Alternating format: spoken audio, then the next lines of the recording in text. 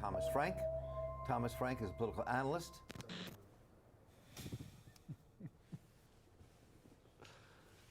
Keep going. Thomas Frank is a political analyst who joins us here. He's written numerous books. Let me just say what he's done. Thomas Frank is a political analyst, historian, journalist, columnist for The Guardian. Written his book that we all know him about, What's the Matter with Kansas. Jacqueline Luqman is next to him. Jacqueline Luqman is co-editor of the social media outlet Luqman Nation. Good to have you with us as well. Eugene Puryear is with us, who's joined us many times here in The Real News. He's a journalist and founder of Stop Police Terror DC and DC's movement for Black Lives Matter. Paul Jay, of course, is with us. He's editor-in-chief here at the Real News Network. And Dr. Khalilah Harris, who's an attorney and an educator and executive producer here at Real News. And good to have you all in the studio. Thank you. So let's begin. So we know from the news that the House has been taken by the Democrats. Let's start there. What that means. We saw this blue wave. We'll come to the blue wave issue in a moment. Sometimes there's a trickle, sometimes there's a stream. The wave maybe not have happened, but they are taking the House. So, Thomas Frank, let's start there.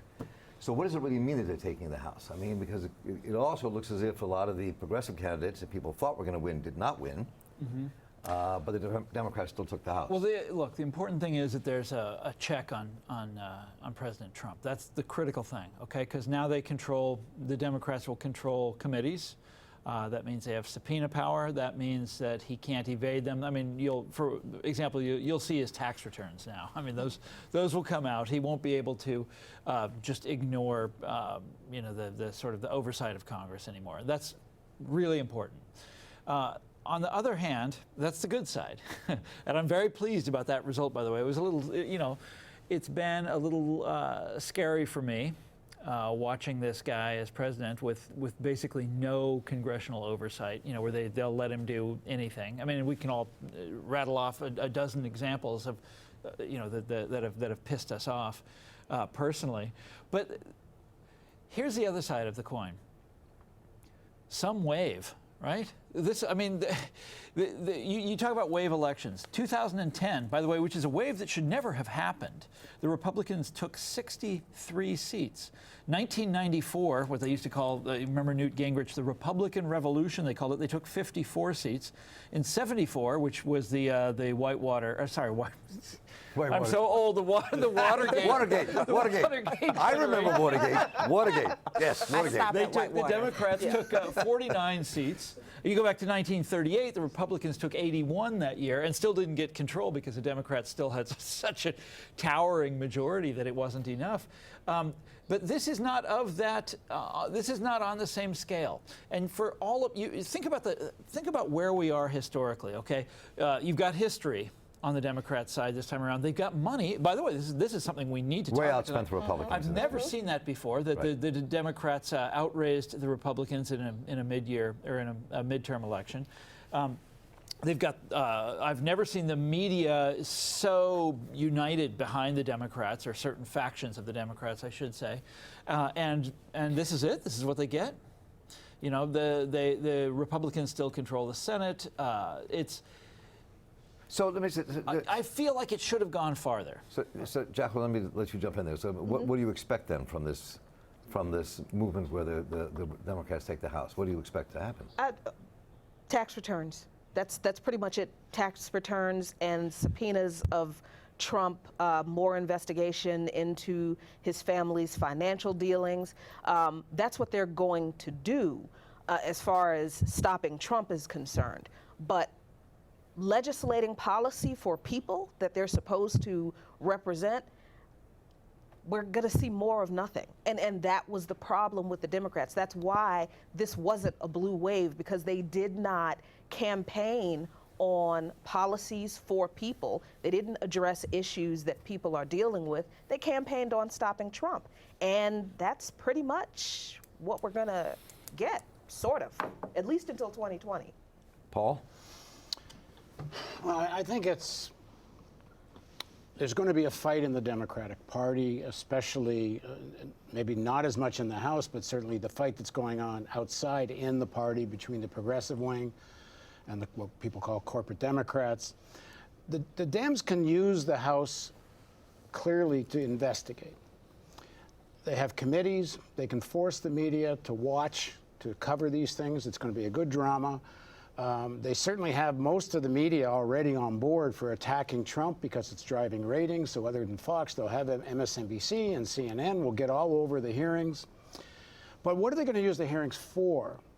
If the hearings are just to trash Trump, and I'm not suggesting the Democrats in their interest, and the truth is they should have those kinds of corruption investigations and so on. But they could use the hearings to have a hearing on what's the best solution for health care. Have a hearing on how do you end mass incarceration. Have a hearing on what's the real solution to the opioid crisis. Most importantly, have hearings on climate crisis. Like, use the hearings to change the public discourse to what's actually important and not just the secondary crap they've been doing, because here's the evidence. They've been trashing Trump, and look at the results. Where's the blue wave? After CNN, MSNBC, and much of the print press have been playing along with this, the Mueller stuff, the Russia stuff, not focusing on substantive policy stuff, they don't get their blue wave. And I think to a large extent they don't get it because they're not giving a vision for the future. So if they use the House for that, maybe that amounts to something. But that's going to be a fight because the tendency of the corporate Democrats is not to go there, because a real vision for the future doesn't play to the billionaire class that helps control the Democratic Party. Eugene.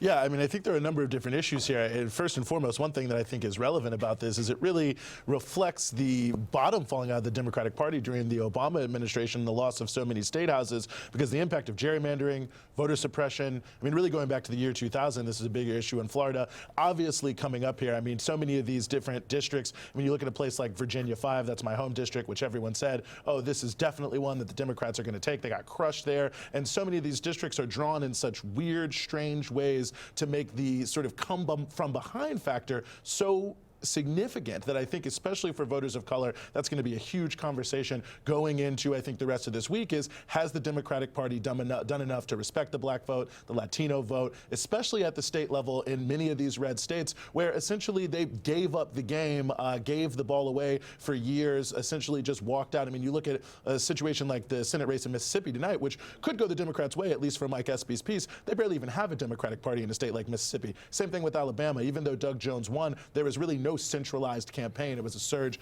of individuals. So I think that's going to be a huge question about the role of the Democrats. But I certainly agree that the Democrats have no narrative. I mean, in some of the places they win, they are relying on an anti-Trump politic. In a handful of places, some progressive candidates were able to, become to gain the ballot line because of progressive movements in that area that helped them. But by and large, and Nancy Pelosi actually said this issue going into it, that we have no plan and we're telling the candidates to just run whatever race they can. One thing I would just put in here that I think is very interesting. I suspect that even though they aren't talking a lot about it, that Trump and the Democrats will start to work together on two main issues. Infrastructure, which is already both sides have signaled to each other that they want to do that, and also prescription drug prices, where there's also been some signaling already across the aisle. Those are big things that Trump ran on, and if he's thinking towards 2020, that's a big thing. That would be big wins for him to be able to come with things that people really care about, that are in many ways progressive wins, that are also things that he campaigned on, which would help him in 2020. It doesn't do much for the Republicans as a brand, but it certainly helps President Trump, and I think that'll be an interesting conversation among Democrats. Do you obstruct Trump, or do you work with him to get some of the things that you claim that you want, and that certainly many people in your base do as well? Khalilah. I think what everyone said has been important. I want to go back to the point you were just making, Eugene, about gerrymandering, and that how important it is for the House to have flipped Democratic, right? I don't want to let that point go by, because in order to remediate some of what you said about the losses during the Obama administration is going to be critical for some of those lines to be redrawn, and that would not have happened if the House remained red, right?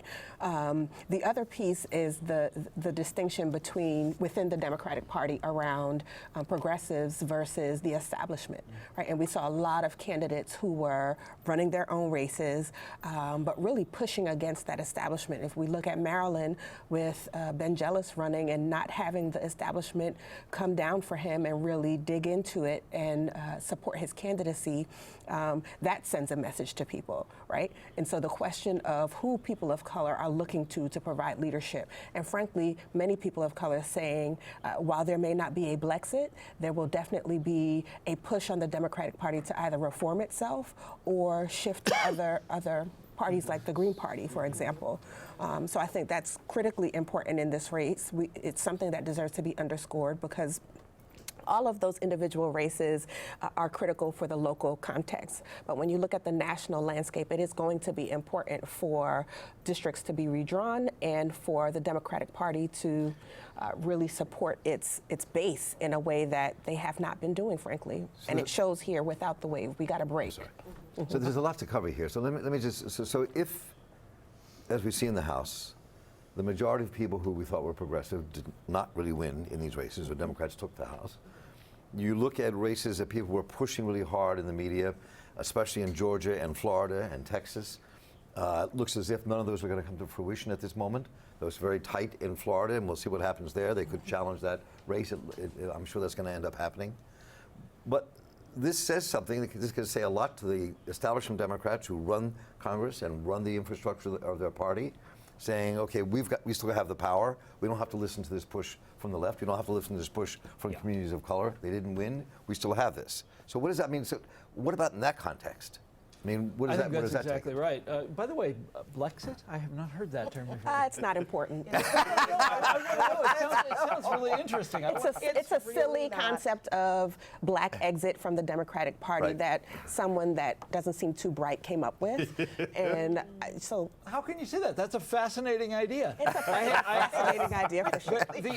But but I think that's Mark here is the Democratic Party, the machinery of the Democratic Party is going to look at the results tonight and say, "Whew, we did it. We delivered."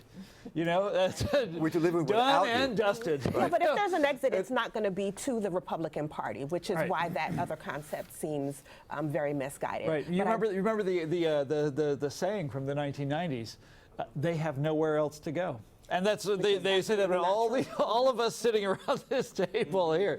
They've got nowhere else to go, and now they will be able to say that to themselves as they drift off to sleep tonight, and they have fended off any possibility of that happening. And here's what I worry about: is that this is a small chapter in a longer-term story that goes back to the late 60s, early 1970s. You know, the rise of Richard Nixon, our governor of Maryland at his side. Do you remember? God, I'm blanking on his name now. Spiro Agnew. Spiro Agnew. Yeah, the man who Right. invented the liberal media bias thing, you know. And this is a story that goes back to then, and that initial backlash against the 1960s. And it is still rolling today.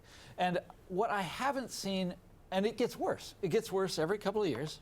You know, first there was Nixon, then there was Reagan, then there was Bush, and then there was Trump. And in between you had Gingrich, and you had all of these characters. And we've all seen what they're doing. Where's the plan for putting this whole thing into reverse?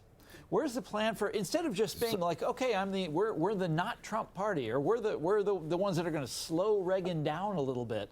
You know, where is the plan for rebuilding a real, genuine? Well, let me take that notion from a different angle here and see what. So if you are right now, the difference between now and let's say 1968, or 70 or 72, is that most of the radical activists were working through the Democratic Party and running in these elections. A lot of them lost. Everybody got all excited because Ocasio-Cortez won.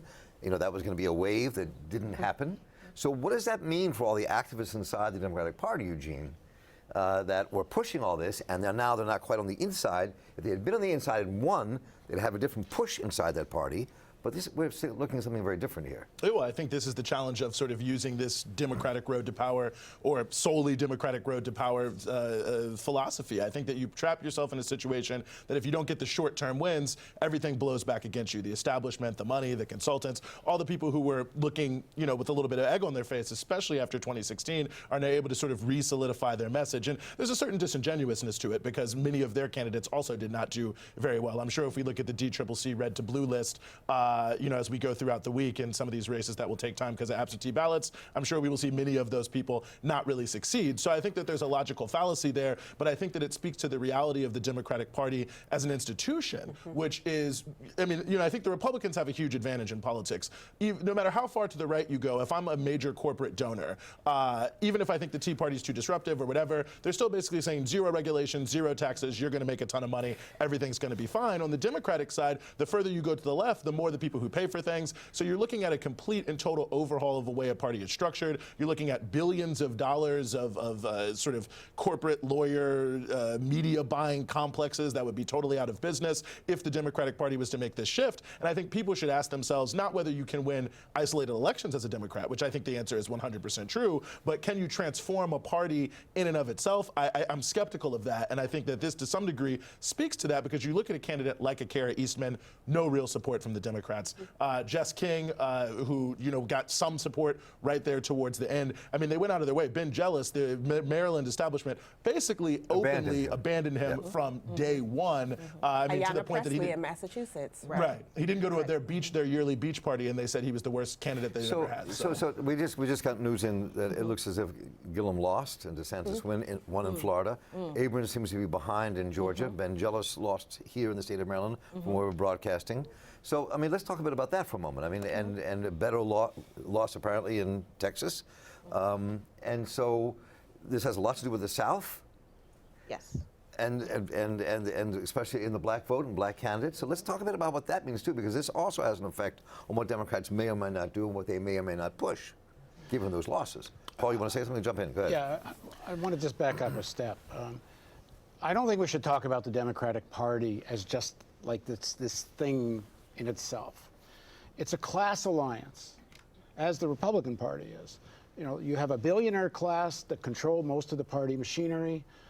You have an alliance with trade unions who kind of, to a large extent, play ball with Wall Street, but they also represent workers. You have a whole section of the urban population that's quite sophisticated, wants progressive legislation. So the party's a whole bunch of warring factions. This is the problem with people talk too much about the Democratic Party as if it's an ideological struggle. It's a struggle of interest. There's different classes, there's different people want different things out of this political process. I personally think that right now we are in the heartland of the empire. Let's be realistic about what's possible in this country, which with fabulous riches to throw at, stimulate the economy. Like that, they come up with $700 billion for the military, but they also come up with $450 billion or something for domestic spending. They can throw money at the situation, they don't even feel it. And all of a sudden, no one cares about the debt anymore. So what's realistic? Given the state of politics in the country, a war in the Democratic Party by people with progressive values right now is the only thing with momentum. Can you transform the Democratic Party? No, because it's practically, not practically, it essentially is the arm of the state. It's like, can you transform the FBI? No. But if you had a progressive fight in the FBI, I think it's a good thing. Can you transform the Army? No. But can you have a progressive fight amongst soldiers who don't want to go off to a war? So we got to be realistic about what's possible here. And this fight in the Democratic Party, and let's just add, this whole thing's about 2020. Everything, they can't change any legislation in the House. They're not going to get passed by the Senate. Trump isn't going to sign anything. So it comes down to what's the propaganda value of taking the House, and it's going to be part of a wider fight. There's a civil war that's going to start tomorrow in the Democratic Party, and we'll see, because the danger is if the corporate Democrats do win in 2020, and it's hard to believe, although after seeing tonight, who the hell knows what's going to happen. The problem is that if this progressive fight doesn't unfold in a big, broad way, then even if the corporate Dems win in 2020, look out for the next one, because the next Trump ain't going to be a clown. Well, there's a lot here to jump into. I want to get to that, because one of the factors in this race had to do with looking at Trump and the people in the Republican Party as this right-wing, racist, nationalist group that was seizing political power in this country, which is what was supposed to have united people to come into this fight. So, but I want to come to that because I think it's really critical, because that defines a lot about what this battle is going to be in America in the next several years. But before we do that, joining us right now by phone is Ralph Nader. And Ralph Nader, good to have you. Oh, okay, sorry, I thought it was coming up. He's not there yet. So let's jump into this. So I mean, that was the argument people used about why you should unite with the Democrats in this race, was because of the danger of this right-wing, racist, nationalist coup in America, which is not far-fetched. No, not at all. Right. So how does that play into this? I mean, Jacqueline. This is, it seemed to me to be almost like a disingenuous argument from the Democratic Party, and I don't want to. What we never do too much of in Luqman Nation is focus so much on the Republican Party because they're obvious, right? I mean, It's too easy. Yeah, it's like there's nothing to figure out with what's wrong with the Republican Party. They're very open about their whatever it is, their racism. They're very open about their sexism. They're very open about their xenophobia, and they're not ashamed of it. So why are we wasting time talking about what's wrong with them? We know what's wrong with them. The problem is that we have not focused on how the Democratic Party has been complicit in advancing some of those narratives in some of their policies. I mean, we're talking about a Democratic Party that used to be the party of the working class and supporting labor unions and supporting women and gays and black people, but all of a sudden, in formulating this third way kind of neoliberalism, they abandoned what they called identity politics, which really is just legislating for the relief of oppressed people, of specific groups of people who are oppressed. And they started focusing on attracting the votes of middle class, moderate Republican white men. So their message became middle class, moderate, Republican, white kind of ideology. What is important to those people? And in doing that during the Clinton administration, because that's where third way Democratic policies came from, that's how he won the White House, from appealing to middle America. Maybe. It wasn't that he was the first black president? Last time I checked, that's not quite how that works. I mean, look, we come in all kinds of shades. That was a different one. That was a shock. So I couldn't resist. I'm sorry. No. I mean, if playing saxophone badly on Arsenio Hall with shades on qualifies you as black, then wow, we've got a larger population than we think we do. But I mean, so the Democratic Party truly has abandoned its base, not only in the current election cycle, but going all the way back to, and it actually started before I'd like to push back Clinton. on that. Okay. Because I don't think the Democratic Party ever was the party of working people. And I don't think it ever was. That's a good argument. I think Roosevelt and the New Deal was an anomaly. True. Caused by deep, deep crisis. And from Truman on, Democrats and Republicans have been undoing the New Deal. That's true. And Oh, come on, be nice to Harry Truman.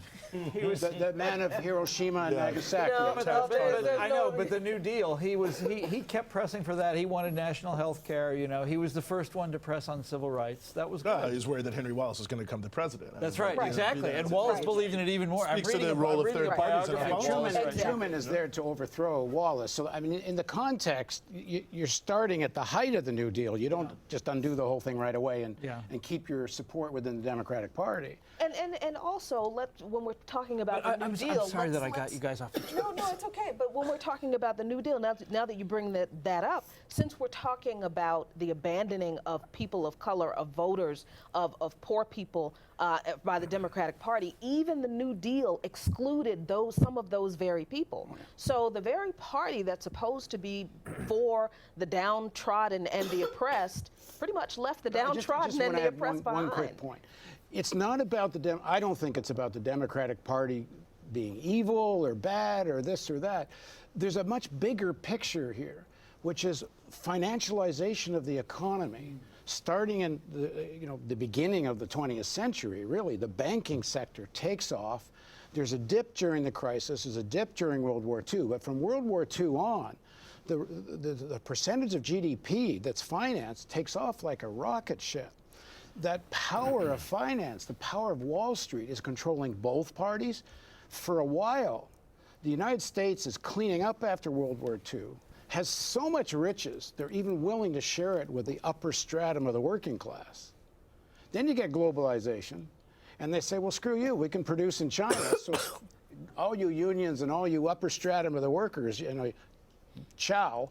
And now we're where we are. What I'm getting at is it's not just some change of mind of the Democrats. There's a real process going in within the system. Mm-hmm. Sure, and I agree with that, but I also see that even in when we're talking about globalization and the financialization of both parties, especially the corporate focus of the Democratic Party, there is still a reality that's facing the bottom half, the bottom section of this society, that blacks and Latinos will have zero wealth in 2053. Zero. I mean, zero. And we have a political party. We don't expect the Republicans to do anything about that. But if we're talking about a political party that's been telling us that we have to vote for this party to stop the damage of the other party, then why isn't this party stopping this damage that's been happening to us all this time? So